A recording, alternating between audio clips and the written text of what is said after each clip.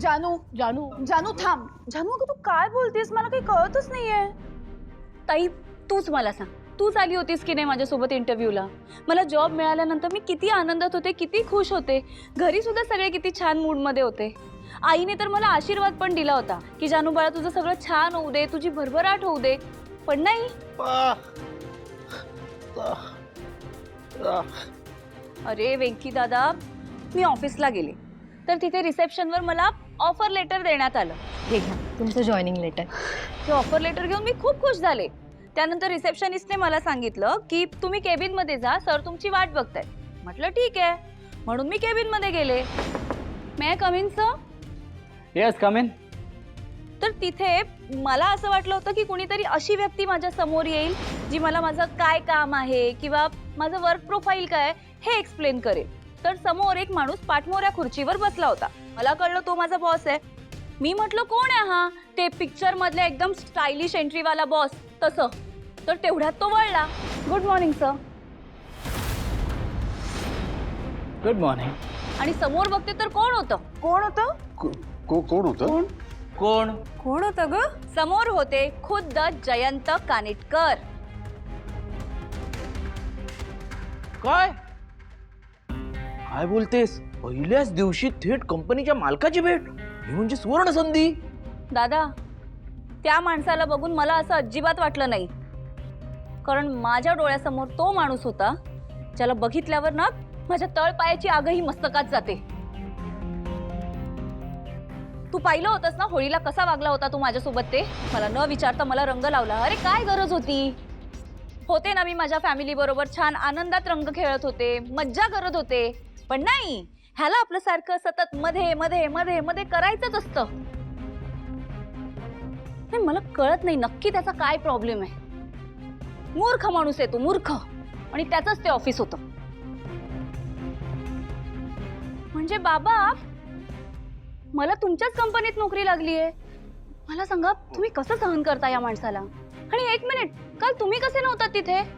हो हो म्हणजे काय, मी म्हटलं नाही का, सर आहेत ते माझे, मी तिथेच काम करतो. पण अगं आज भावनाला बघायला येणार आहेत ना, म्हणून सुट्टी घेतली का मी. आणि तुला सांगू का, अगं त्यांची ग्रुप ऑफ कंपनीज आहेत, म्हणजे खूप कंपनीज आहेत ना तो, त्यामुळे म्हणजे खूप ऑफिसेस पण आहेत त्यांची. त्यामुळे तू ज्या ऑफिसमध्ये बसतेस ना ते वेगळं, आणि त्यांच्या ऑटोमोबाईल कंपनीचं एक शोरूम आहे तिकडे मी बसतो. हां, म्हणून आपली म्हणजे आपण काय आहे जानू, आपण एकाच माणसाकरता काम करत जरी असलो तरी आपली ऑफिसेस वेगवेगळी आहेत. त्यामुळे आपण कधीच एकत्र नाही जाऊ शकणार. कळलं का तुला? नाही नाही नाही बाबा, ते तर आपण असंही जाणार नाहीच आहोत.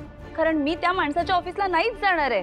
काल त्याला समोर बघितल्यानंतर माझं एवढं डोकं फिरलं ना की ते जे ऑफर लेटर मला मिळालं होतं ना ते मी त्याच्या तोंडासमोरच फाडलं आणि त्याच्या हातात ठेवलं.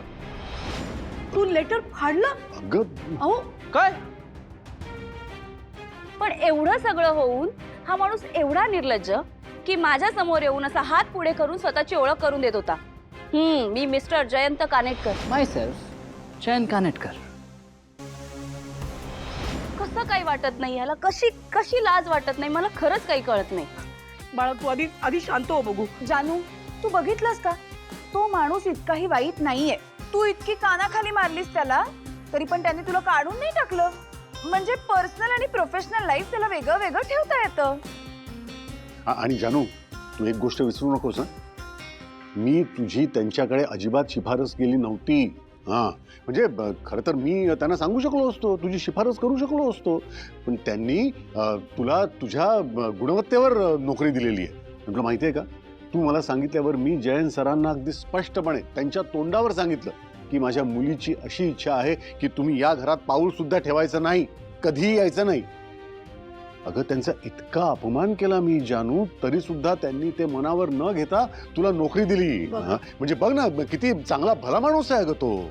आणि जानू, अगं काही झालं तरी नोकरी म्हणजे लक्ष्मी ग.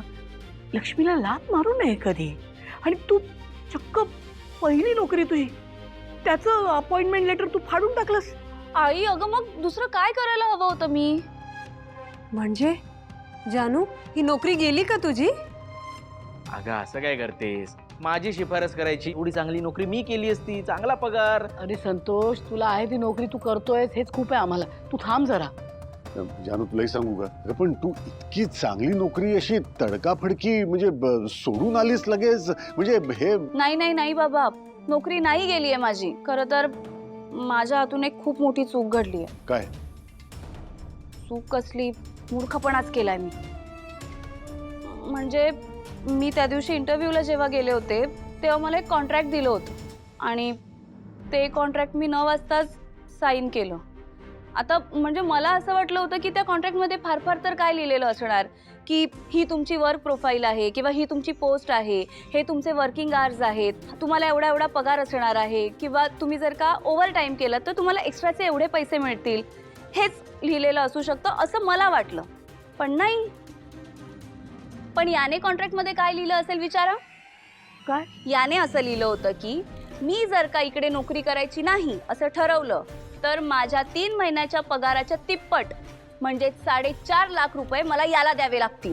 काय 4.5 लाख? अरे बापरे बाई एवढे पैसे? हो हो हो ना आई, बघ ना, म्हणजे 50,000ची नोकरी मिळाली म्हणून केवढी आनंदात होते मी. पण आता असं वाटतंय 10,000ची मिळाली असती तर निदान त्याचे पैसे देऊन त्याच्याकडून सुटका तरी करून घेतली असती मी माझी.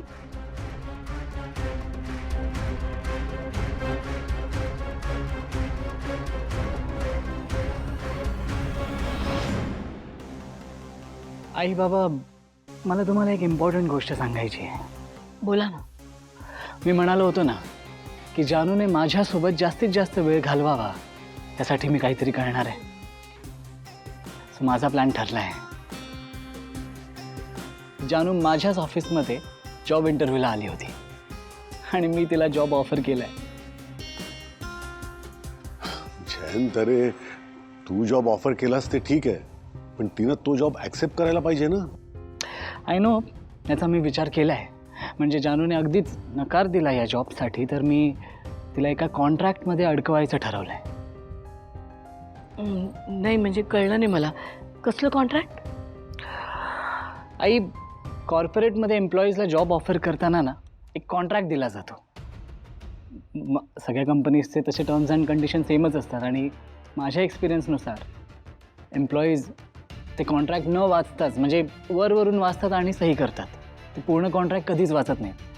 सो मी ठरवलं आहे की जानूच्या कॉन्ट्रॅक्टमध्ये मधल्या पेजेसमध्ये मी अशा काही टर्म्स अँड कंडिशन मी त्याच्यात टाकणार आहे जेणेकरून जानू माझ्या कंपनीसाठी 3 महिने तरी काम करेल आणि त्या दरम्यान मला जानूशी पुन्हा मैत्री करता येईल. आमच्या नात्याला नव्याने सुरू करण्याची संधी मिळेल. तुम्हा दोघांना काही प्रॉब्लेम नाही आहे ना?